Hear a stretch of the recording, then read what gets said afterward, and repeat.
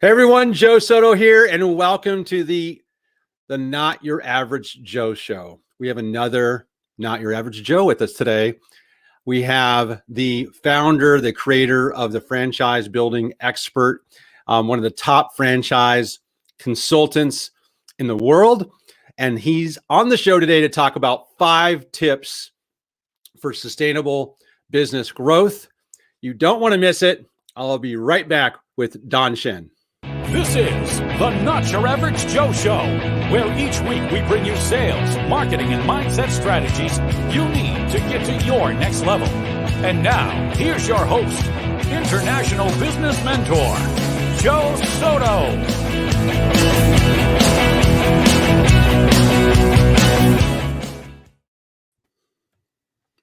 Don Schin's in the house. Welcome, Don. Hey, Joe. How's it going? Well, I used to do these shows sitting down, but now I'm standing up because I think my wife says I need the exercise, number one. Plus, I got to get the stand ring closed on my iWatch. So I'm standing up more. I'm doing great. Thanks for being on the show, man. No worries. No worries. It's a pleasure. Listen, I've known Don for almost a decade now, which is really crazy. I think 2011, 2012, around that time frame, we first met. Introduced by a mutual friend, Jeffrey Gitomer. I was kind of just starting a relationship with Jeffrey and going on his seminars and doing lunch and learns. And you were working with Jeffrey. Jeffrey had worked with Action Coach, one of the world's largest, I think maybe the largest coaching franchise in the world. And you at the time were overseeing like a whole region as a master director, and now you work with them, but you also do franchise consulting. You're one of the top franchise consultants. And give us a little background first, a little backstory, because you've overseen executive coaches. I call you the coach's coach. And everyone who's coming on here, they're going to get all kinds of gold, great insight from Don based on his experience. So real quick background on your experience to set the stage here. Yeah. Well, after 23 years in the corporate world, traveled all over the world, physically lived overseas, decided to get out of the rat race of trying to climb the ladder, and once in a while finding out that the ladder is on the wrong wall. And I decided to step out on my own. And I actually worked a little bit with a personal coach, a career coach. And long story short, decided that I really needed to be in a people business. I really needed to be in an environment where I was giving value and helping people. And boy, one of the greatest ways to do that is to help people into business for themselves. And franchising, I just strongly recommend that franchising is really the way to do it if it's your very, very first venture out. So I was doing my research. I found this company that was coming to North America. It was at the time Australian based. And I literally was the very first franchise partner for Action Coach here in the United States back in the year 2000. And that just launched my entrepreneurial spirit. That launched a variety of different businesses over the last 20 years. But that's what got me into franchising. That's what got me into coaching. I didn't realize that you were the first essentially Action Coach here. A lot of people maybe haven't heard of Action Coach, but I can assure you they've got an amazing system that they train their coaches in for business coaching. We're going to glean some of those insights from Don today. But when I first started my social media marketing agency in 2010, Don, we were growing so fast. We were bringing on so many new clients. I was hiring people. I was trying to figure out the outsource world and the do I hire and build a team. And I was kind of a mess because I was stressed. I was working a lot of hours. At the time we had 6 of our 9 children, and I sought out a Action Coach and worked with one of Action Coach's top business coaches, as you know, and we both know Monty, and paid him a monthly retainer, a monthly fee, which at the time I thought was a little crazy. I remember my wife questioning it.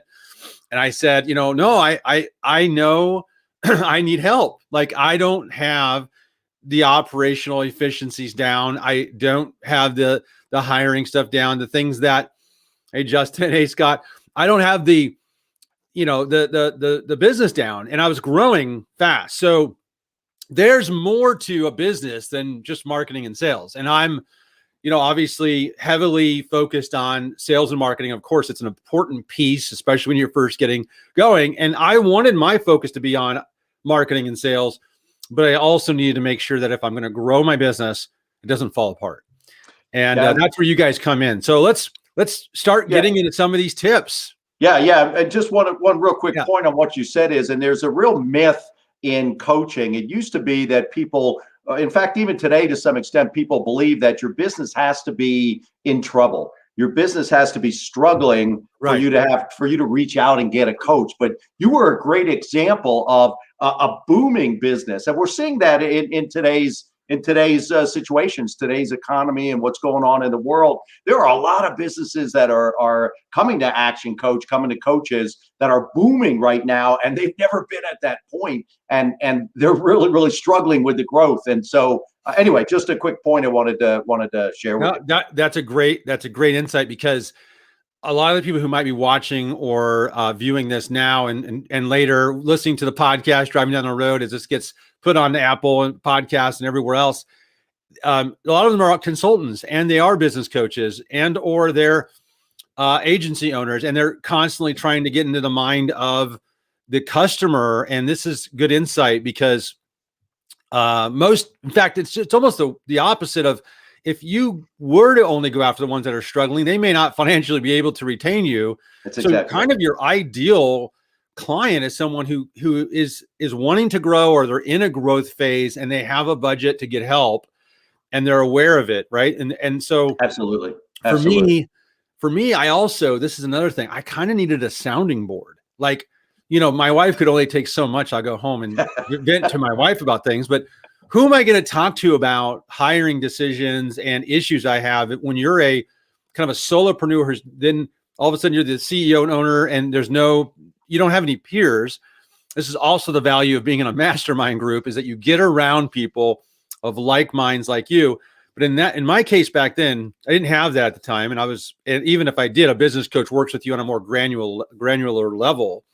And it's also a good reason for franchising. Again, probably about 80% of the people I talk to who are looking to get into business for themselves are like me. They're coming out of the corporate world. They're used to having colleagues around them. They're used to having a structure and people around them. And for them to it's like diving into a cold bath of some sort. If they try to do it on their own, there's so much structure that they're missing and they're losing, and it's difficult for them to get started on their own. So. Okay, so let's get into we got 5 tips. We may end up having like 7 or 8 by the time we're done, but let's rock and roll. What's your first tip for sustainable business growth? Yeah, the first one is, and this is something that I feel all highly successful business people that I've met do this. And so the first one I'd say is to know your numbers. You cannot improve, you cannot change, you cannot improve what you don't measure.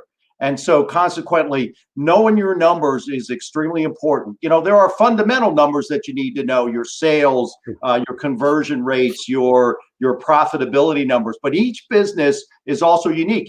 Each industry is also unique. For example, I used to own a telemarketing company, as you know, and some of those numbers were how many dials were made in an hour, those kinds, how many connections were made in an hour. So, and it's not just having a report that you maybe look at every month.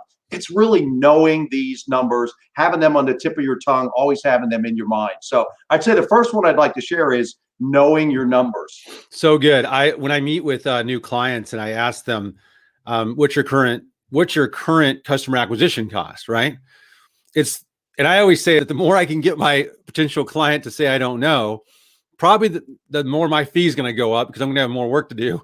Yeah. But in their case, they don't usually know that. And that's the first thing. It's like what you're saying is the businesses don't know their numbers. But so this is twofold. There's 2 parts of this conversation. One is how can this help you in your business to grow? And then also, how do you look at this? If you do work with clients, how can you help them, navigate these crazy times as well and grow? So know your numbers. Great. And statistics have actually shown that even just the simple focus on and measurement of certain keys in your business is going to increase it. And the things I've read have said it's going to increase it 10% just being focused on it and just being focused on and measuring it. So there's automatic paybacks. What does goal setting or goal projection or numbers projection, how does that play into this know your numbers piece, or if it does it at all? Well, yeah, I think it does, because it really it sets your mind. If you want to get into some of the psychology, it sets your reticular activating system for the RAS. Yes, your RAS, your RAS. It sets that on achievement. It sets that because our every day there are thousands of things going through our mind, going past us, messages, and so the only way for us to achieve things, for our minds to grab onto something, is to set that goal, put it in writing, set that goal, and then suddenly your mind will help you succeed, help you achieve those goals. Got it. And it gives you some benchmarks to be able to maybe gauge or measure yourself against. There's a book, the author's escaping me, but he wrote a book called Measure What Matters. Yep. And the whole book is about knowing your numbers. And this is invaluable. People tend to run from it and avoid it, especially if they're, depending on what type of entrepreneur they are. Right. Some tend to avoid it, and it gets them in hot water later. Okay, what's tip number 2? Tip number 2 is acquire new business last. And the reason I say that is in most businesses, it takes a couple of transactions before you're actually operating or doing business with them profitably. And so I always encourage folks to do things that are increasing their number of transactions, increasing their average dollar sale with their current customers, because it takes more of an offer, a larger offer, to attract someone, to have them change suppliers or change the way they buy or change something that they do buy. So those first couple transactions are more expensive. They're not profitable. And so if you're looking for a more profitable business, you want to deal more often with your current clients. So a couple of key things to share on this one is, I'll just give you a couple of quick examples. Average dollar sale is like if you're going into a paint store, and what should they be doing with you at the paint store? They should be asking you about, what's your project? Is it a new building, so you need primer plus paint? Are you painting ceilings, vaulted ceilings, so you need rollers and extensions? Are you painting a room where there's furniture in it, so you need drop cloths? So those are all things that will have someone go in and buy, $50 worth of paint versus buying, a couple $100 worth of the materials that they need for their project. So that's an average dollar sale thing. You're trying to get the average dollar sale up with the customer that you're dealing with. And a number of transactions.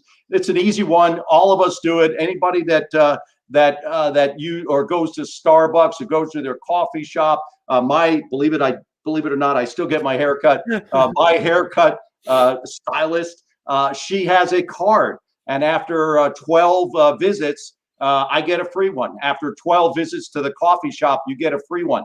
That's encouraging. It's a loyalty card. That's encouraging people to come back more often to their location. So that's just a quick example of number of transactions, ways that you can very easily get people to come back on a regular basis. This is great, because we put such a focus on new customer acquisition, and your polarity response would be, no, acquire the new business last. If you have an existing customer base or client base, or would it be safe to say even a past client base, revisiting past customers and clients, not just existing. So in the case of a professional service-based business like mine, there are clients that we haven't worked with since 2011, 2012. And one of them, I really believe God works in mysterious ways, but just in terms of thinking, about past customers, all of a sudden they show up in your life again. And this happened for me because one of our clients from 7-8 years ago that I had been thinking about, had mentioned in a conversation, calls me like literally out of the blue. And I'm thinking, wow, I've already kind of done what I could do to help him. And then when he started sharing what his issues were, I'm like, no, he's a perfect fit for this new program I have. And now we talk tomorrow. And I'm like, this is exactly what you're talking about, but doing it proactively, not reactively. I was reactive, but to go back maybe into your past client list and say, what else could you help them with? Absolutely right. Yeah, absolutely right. And again, it's particularly important if you're, say your business is kind of bumping along, you're doing okay, but you need to get more profitable. The first reaction, and nothing against marketeers, but the first reaction is often, let's go out and get new business. And you don't, most folks don't often realize that it takes a couple of transactions. So you don't want to bring in business that at least short term is going to be unprofitable for you if you're really looking to build your profits. If you're in that situation where you really need to increase your profit margins as opposed to just necessarily bring your sales up. And it's less expensive because you're not paying as much in marketing dollars. Like you said, if it's a prior client list, you might be emailing them something that's just not that expensive to reach back out to a database of people that did business with you before. It's a whole lot cheaper. It's a whole lot cheaper and brilliant. Absolutely. Okay, tip number 3. All right, tip number 3 is only do business with your best customers. This is one I learned from Action Coach. Action Coach actually encourages its customers from time to time to rank or rate your clients, your customers, A, B, C, D, and F. The reality is you will work your tails off trying to satisfy the D's and the F type clients, no matter what you do. In fact, you'll do more for them than you do for any of your customers, and they're still not going to be satisfied. So your D's and your F's are actually most likely not profitable, and you're knocking yourself out. And the bottom line is they're just not enjoyable to do business with. Yeah. We're in business for ourselves to enjoy what we're doing. And if you're dealing with people that are difficult to do business with, it's just not enjoyable.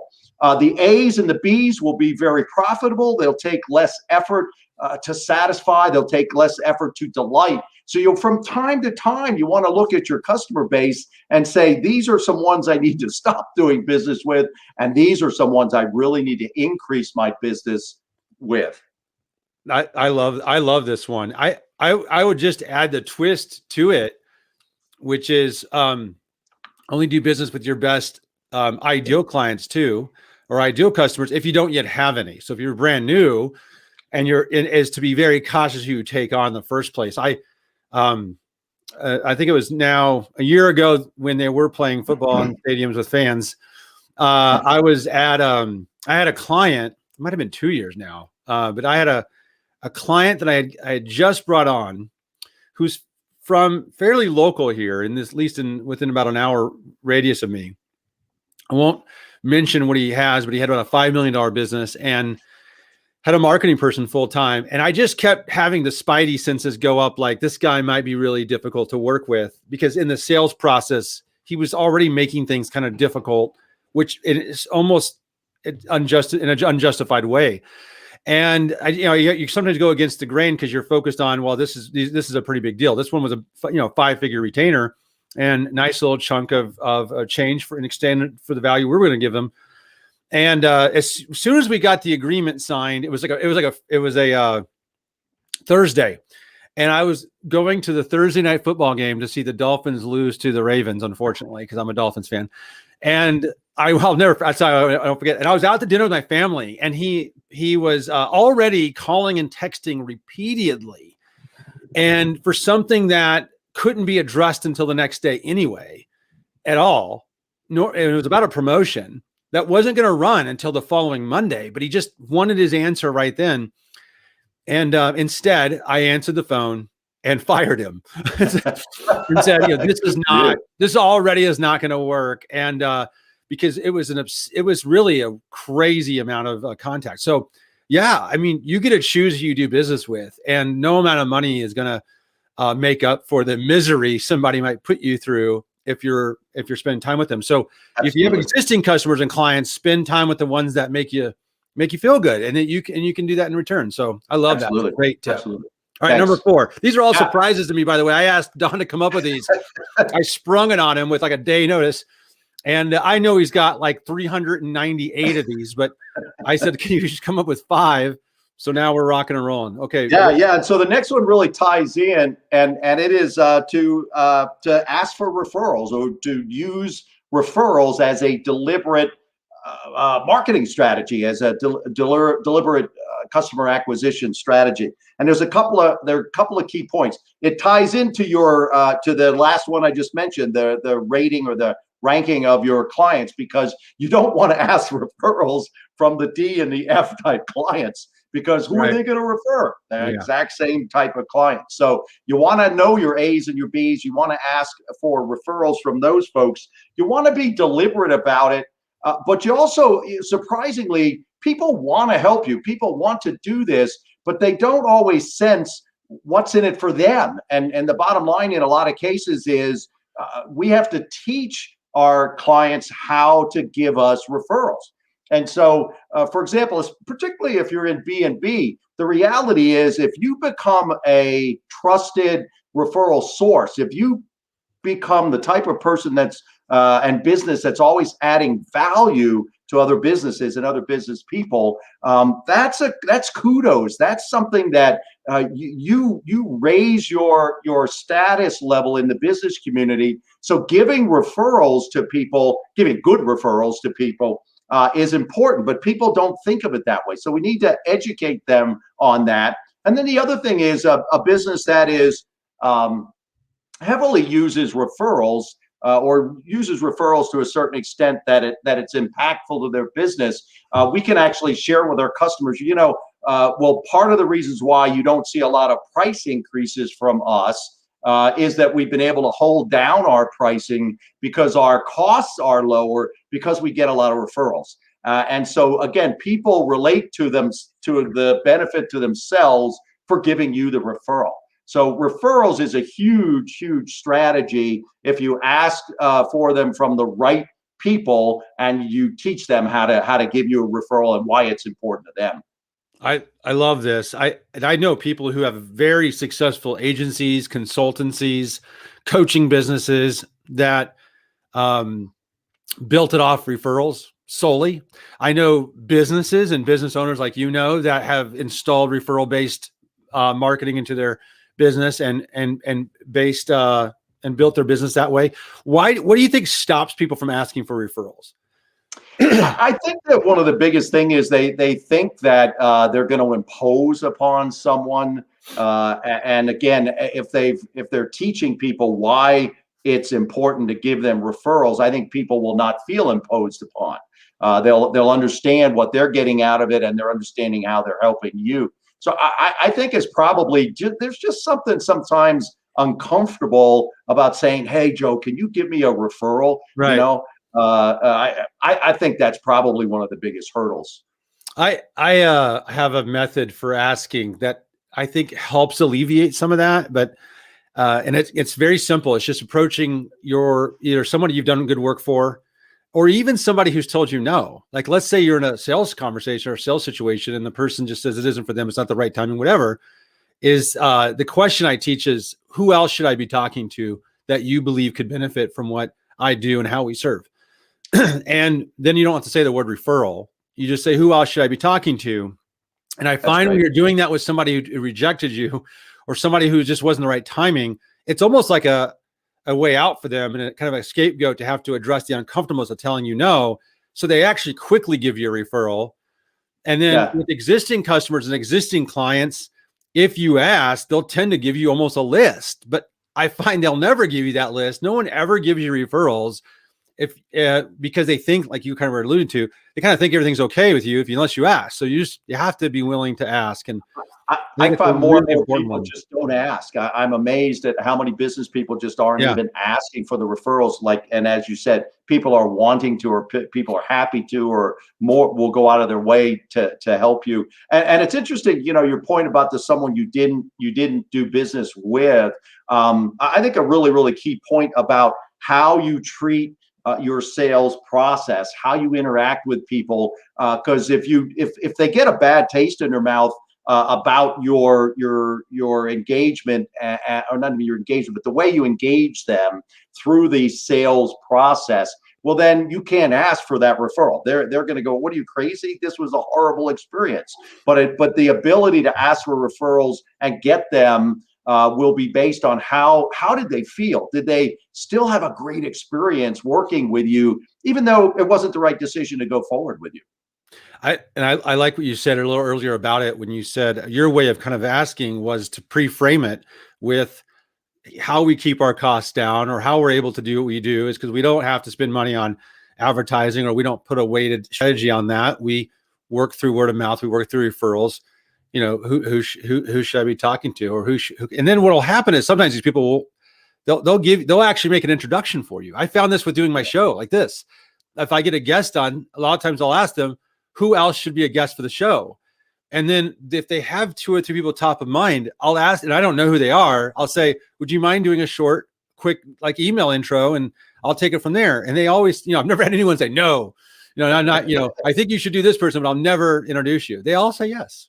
And conversion rate on referrals is dramatically higher than your normal conversion rates. So your speed to the sale, your speed to dollars will be faster with referrals because they already feel they have that trusted relationship and confidence with you because someone they trusted made the referral. So there's a whole lot of reasons why this is a great strategy to implement.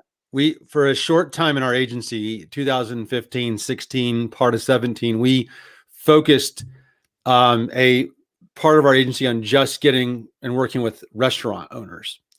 And I found that, people would ask me, like, especially agency owners, I would teach how to sell to local businesses and, which it could include restaurant owners. They would say, could I close them in one meeting on a one-call close? And my answer was always the same. It's a relationship business. You'll need to see the restaurant owner probably 2 times, maybe 3 times even in the sales process to build the amount of rapport and trust and understanding of what the relationship could look like if they work with you, unless they're a referral. There you go. They're a referral. You already, half the battle is already done. You just have to demonstrate the competence that somebody referred to them that you had. And in one call, you can have a client-based relationship signed and agreed to. Yep. And that was the only time I really even went for the one call closes, because I don't want buyer's remorse. So remorse, and the relationship's really important to me. All right, let's move to tip number 5. That was awesome. Tip 1 is always be learning. At Action Coach, we have often taught, we've used the phrase learn and then earn. We've often said that if the owner is not growing, then the business isn't growing. So take advantage of the opportunities. And if you're on a tight budget, there's a lot of free resources out there that you can go. Action Coach has got an incredible website with regards to resources that are all free. They just go there and grab them.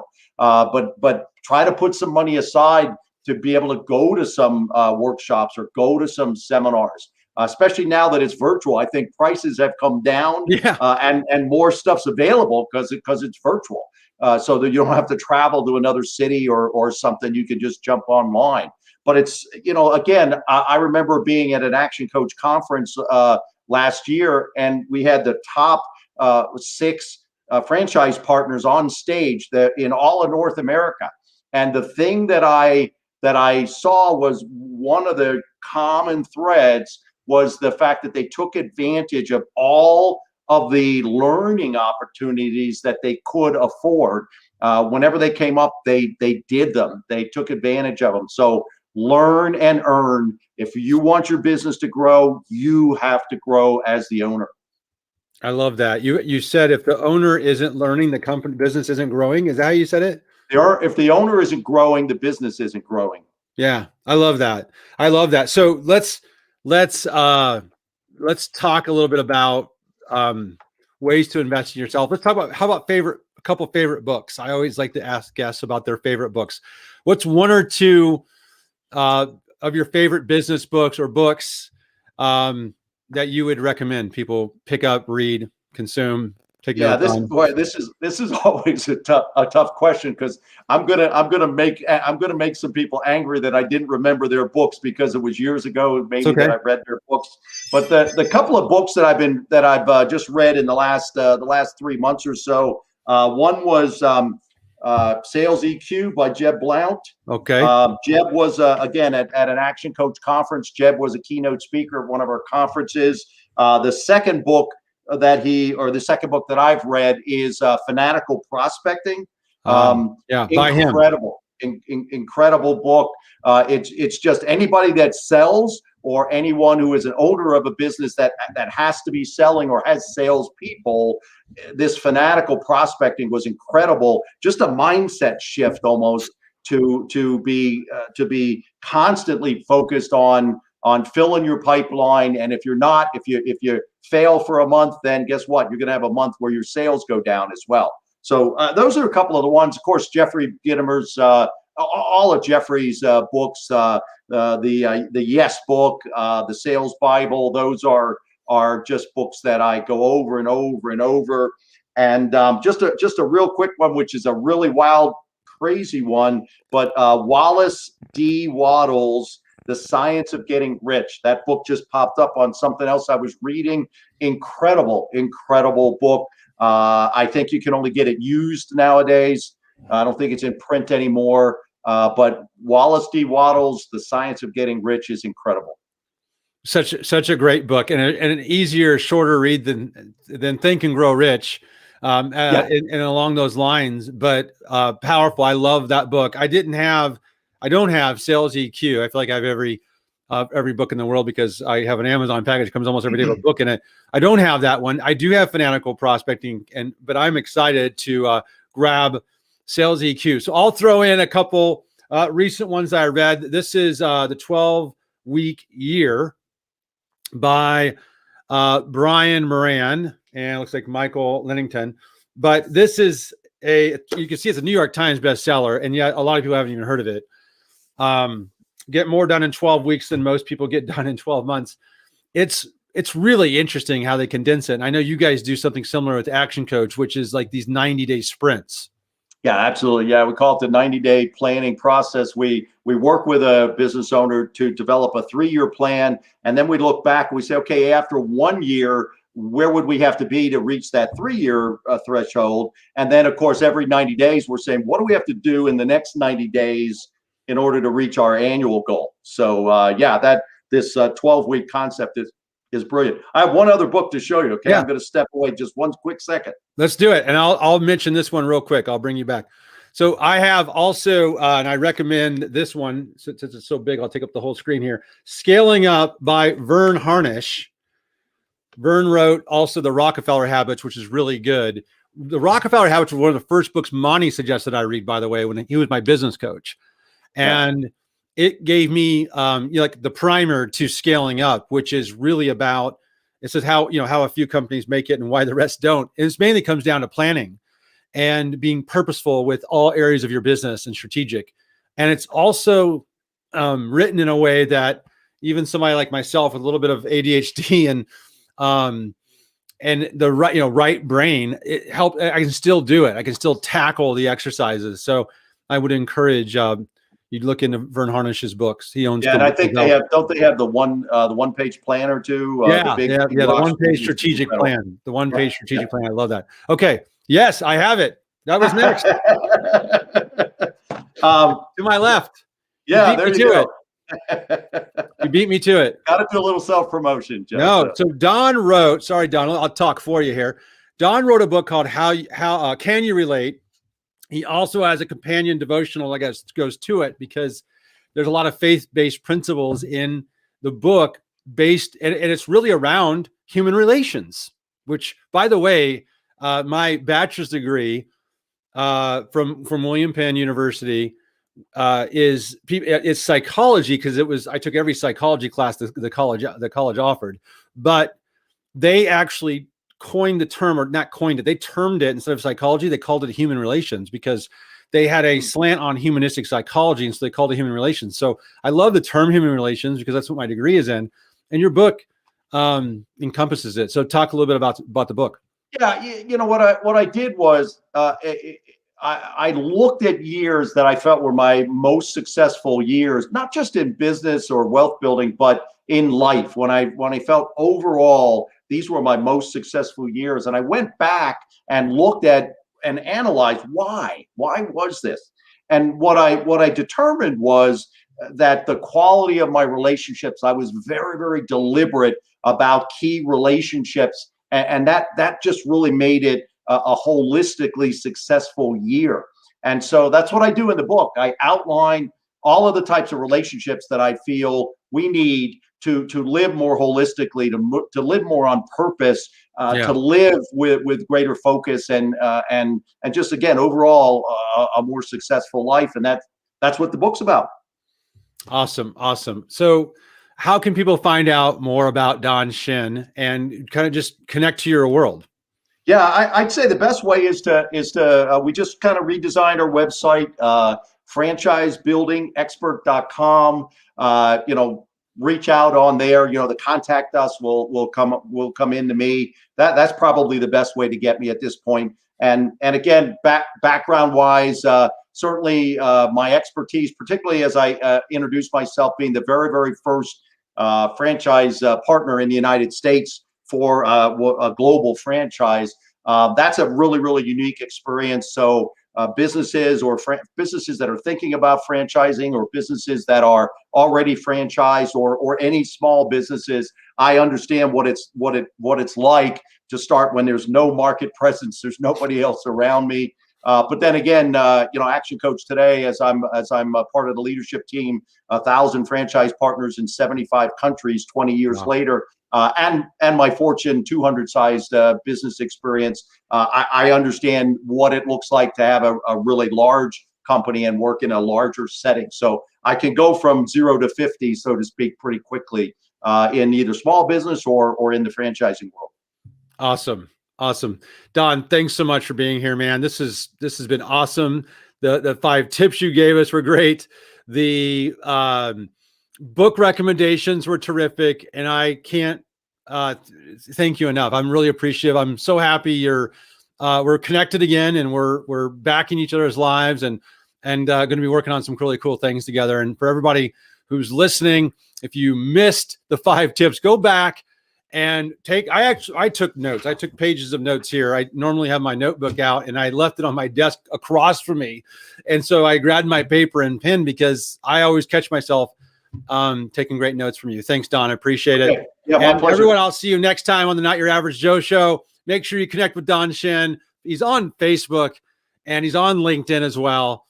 Just type in his name and you'll find him, because he's got a unique name. Don Schin, spelled SCHIN. For those of you that are listening to the podcast, Don, SCHIN, and you'll find him. All right, everyone. Until next time. Tune in next week for the Not Your Average Joe Show with international business mentor Joe Soto.